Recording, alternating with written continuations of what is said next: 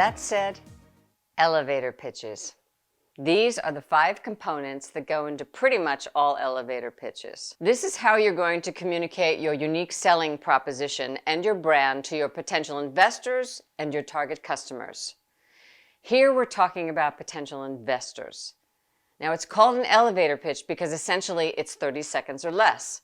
And you traditionally started out by, hey, you're going to see your prospect getting on an elevator. You now have that amount of time and that person has on the elevator going to their floor and then they get off.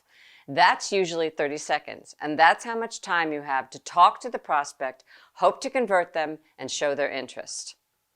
Okay, so these are the things that go into an elevator pitch. You explain to them what your company's all about. You give them a few quick sound bites, and that flows and it makes sense to them. And then the key is hooking them to have an interest in wanting to learn more.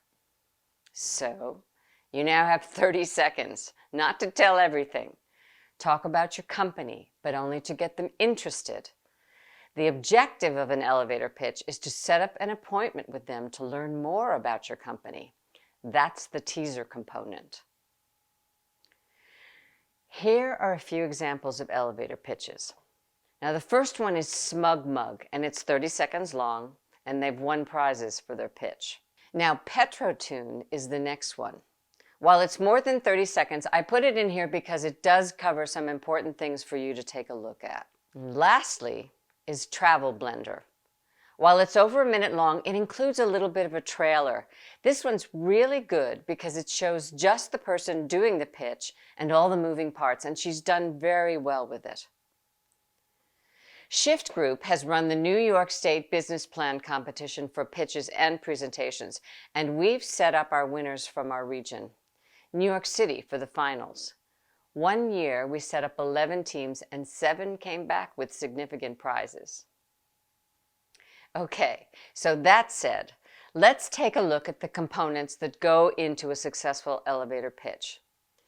The way these pitches are designed, you're only going to have 30 seconds. So you're going to say, well, how am I going to do all these in 30 seconds or less? You don't have to cover all these things, but try and do as many of these as you can. Remember, you don't have to cover all this information, just what makes sense. The first one is your why statement. Why you're doing what you're doing, what your vision is. What do you focus on in terms of where you're heading? What's the pain you're solving that your target customer has? And then, what's your solution to that pain? Then, how is that unique from the competition? And what is the brand, the personality of your company? How is your product or service going to be sold or distributed? Is it online or is it snail mail? Then, always end with a call to action, a request for them to do something. For example, I'd like to discuss this more with you. Use images that evoke emotion. Use the emotional words now authentically. Use analogies, visions, and examples. Use visuals that people can say, ah, I get that, instead of you spending precious time explaining how this works. Make sure you're clear on who your target is, and then speak to them in a language that they understand. Use a powerful soundbite, things that are like, and in 6 months or less, we can be profitable. That's a powerful soundbite. And leave them wanting to know more. Of course, only say it if it's true. Remember, you don't have to tell them everything in 30 seconds.